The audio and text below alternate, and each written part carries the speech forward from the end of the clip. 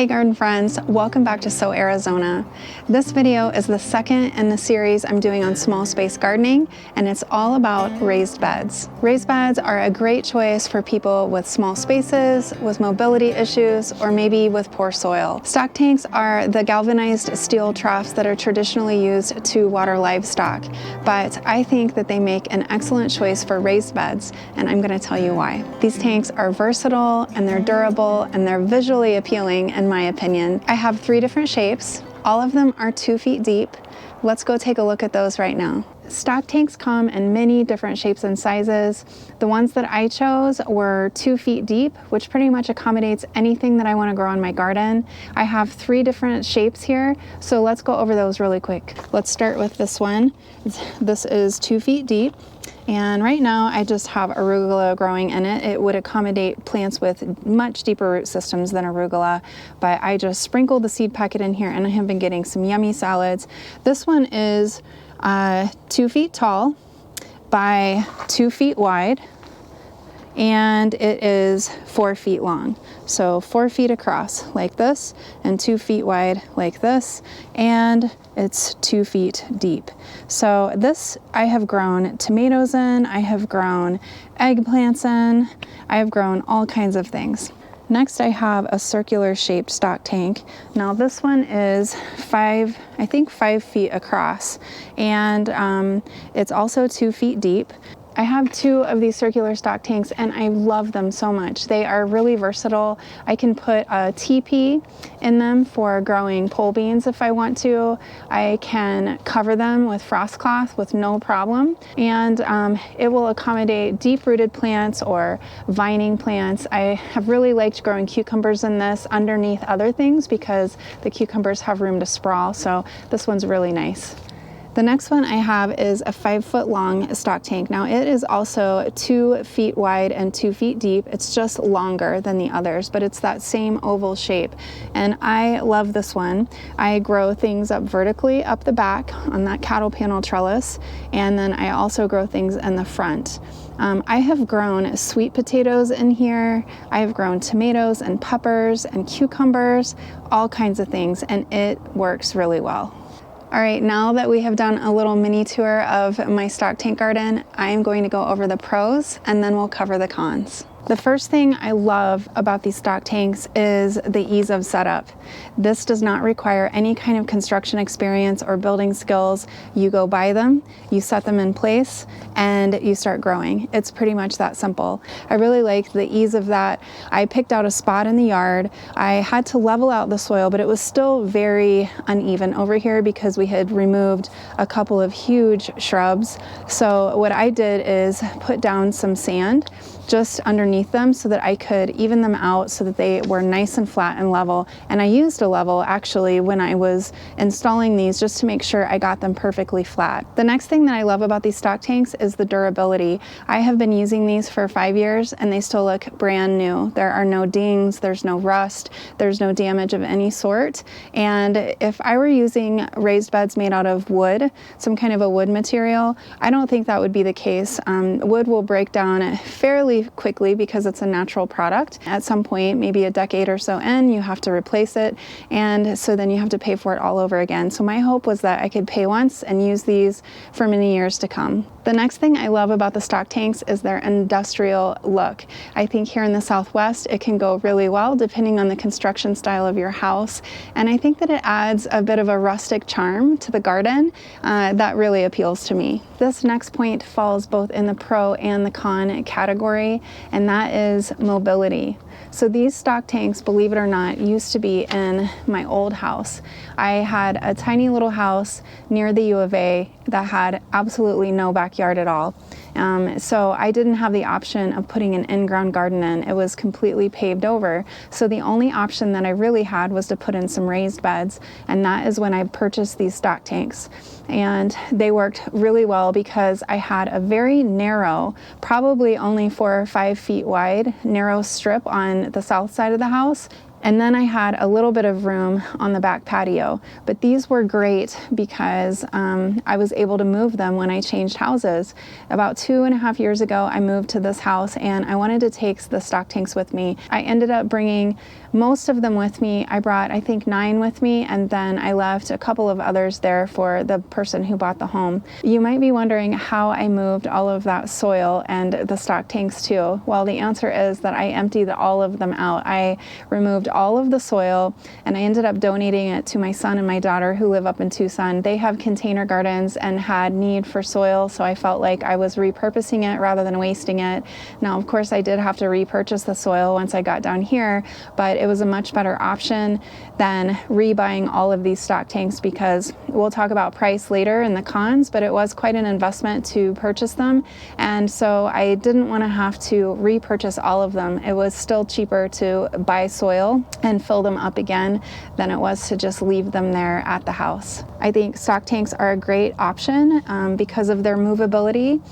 If you decide to reconfigure your garden, if you move like I did, or maybe if you decide to use your stock tank for a different purpose, then I think that it's really nice to be able to have the option of unloading them and moving them if you want to. But that's also a con because it's a lot of hard work, and we'll talk about that in just a minute. The next thing on my list is, believe it or not, pest control. And I'm talking about pests that are four-legged. I've had very little trouble with pests getting into my stock tanks, like rabbits and mice and rats and things like that we have plenty of in the desert. And that's because the metal tall sides are very slippery, and those type of pests have trouble climbing up them. So I do have a resident possum in my backyard who seems to have moved in without permission, and he will jump into these stock tanks and dig around. I think he's looking for grubs, but I haven't had any problems with rabbits or mice or anything like that. Now, if you have jackrabbits and you don't have a fence around your yard, those jackrabbits may very well be able to jump up into them, but for the most part, major four-legged pests don't bother these tanks too much. Another really wonderful thing about these stock tanks is that they accommodate people that have mobility issues or some sort of physical challenge. I have a back problem. I have degenerative disc disease in my lower spine, and so I do know quite a bit about back pain, chronic back pain, and these stock tanks have been so great to work with. When I need to harvest or prune or plant these stock tanks, I will just put my knee pad on the ground, and then I just kneel on the ground next to the stock tank, and I don't have to bend at all. So that is a wonderful option for many kinds of raised beds, including stock tanks.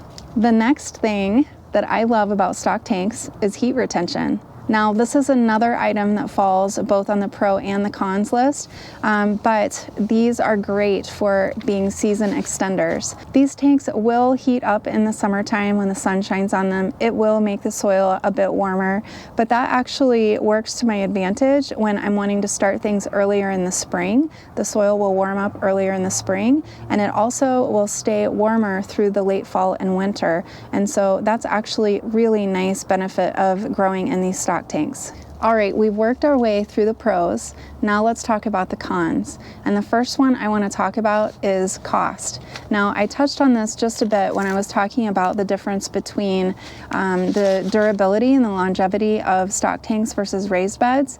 But these stock tanks cost between $100 and $300, and that seems like a lot of money. It is a lot of money.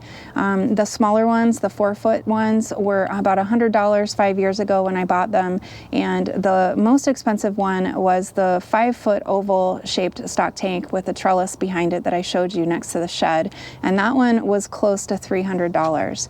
Now, you may be thinking, oh my goodness, that is way too much money. However, if you consider the fact that I will never have to replace these stock tanks, they will probably outlive me. These are the only garden beds I will ever have to purchase. Then it kind of brings that price into perspective a little bit. If you are on a small budget, you can find these periodically on Craigslist used, and you can pick them up there.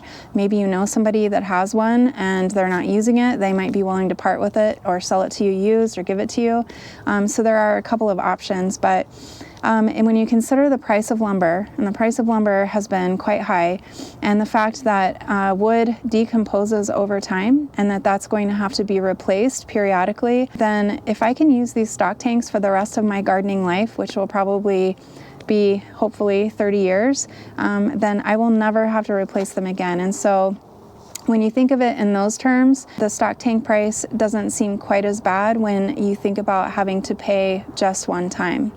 So if you want to, or if you can, I would say make the investment, because they will be the only garden bed that you have to buy. Another drawback of stock tanks is the weight.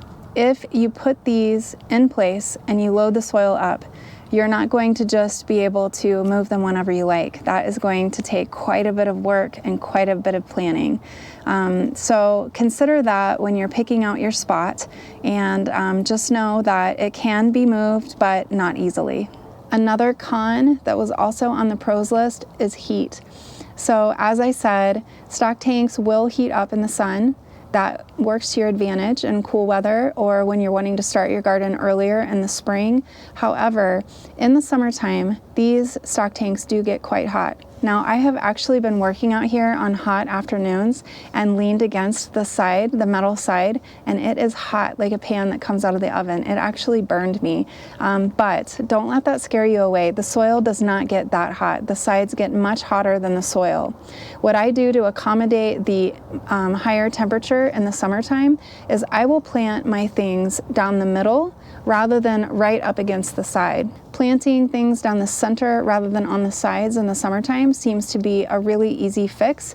I have not had any problems with my plants. Many of you have seen my stock tanks fully planted in the summer, and if I can find a video clip, I will put it up right here so that you can see that my stock tanks grow prolifically in the summertime. The last pro I want to talk about is drainage concerns.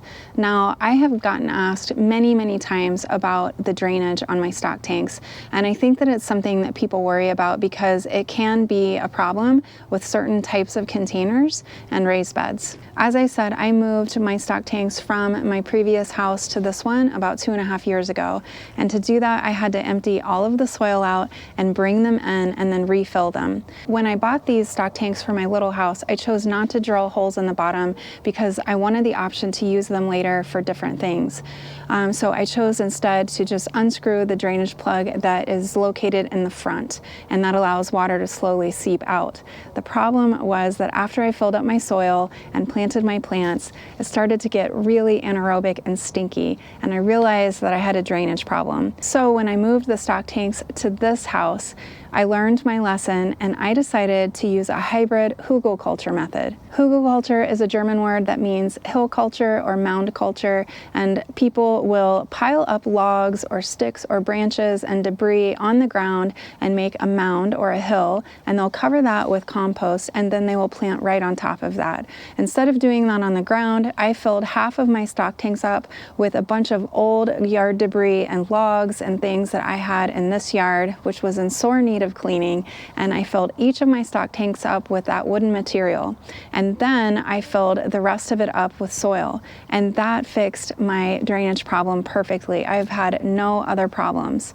The nice thing about using this hugelkultur method is that as those logs decompose, they become spongy and they hold moisture, which also helps with retaining moisture in the soil of the stock tank. So I got to clean up my yard. I got to save half of the expense on the compost because I only filled up half of these tanks with soil, and I've got perfect drainage in these stock tanks. So there are other methods that you could use. Some people will fill part of the bottom up with pea gravel, and that will work pretty well, but I find that the hugelkultur method works really well too, and it was free. I didn't have to buy any of the gravel, and I got to clean my yard up. In a few years, I will probably have to do something to add more drainage material to them. I will probably take some of the soil out, add some more logs and branches, and then put soil back in. So it does take a little bit of upkeep, but that probably will be maybe like a decade from now. So I'm really not too worried about it. Having to do that kind of work once every 10 years is okay with me. I do want to caution you though about the kind of logs and branches you use.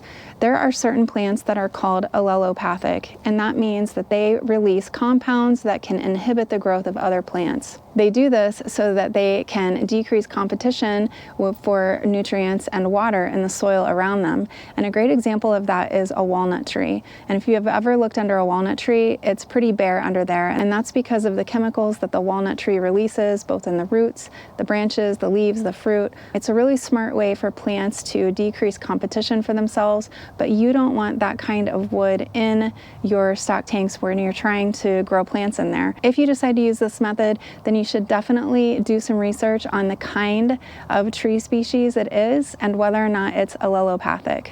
During the whole process of filling these stock tanks up with logs and branches, I did take some time-lapse footage, which I will show you here, and that way you can see exactly what I did.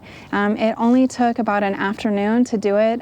There were quite a few wood piles and a lot of mess in this yard when I got here, and so it was actually really nice to clean it up and build my garden at the same time.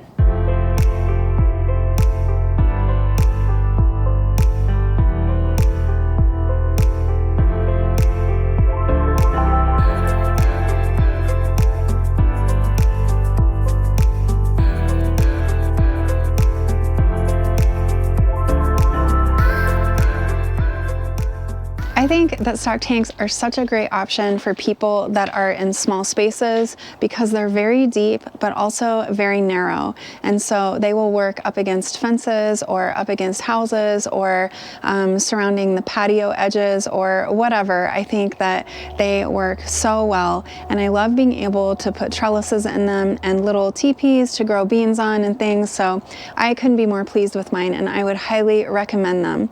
Of course, there are other options for raised beds, many different kinds of materials that you can use, so don't feel like these are your only option. I am just sharing with you what I'm using because I have been so happy with them. Let me know in the comments what kind of raised beds you're using or what kind of raised beds you're thinking about using. I would really love to know. I'm Kara from So Arizona. Thank you so much for watching. Until next time, happy gardening.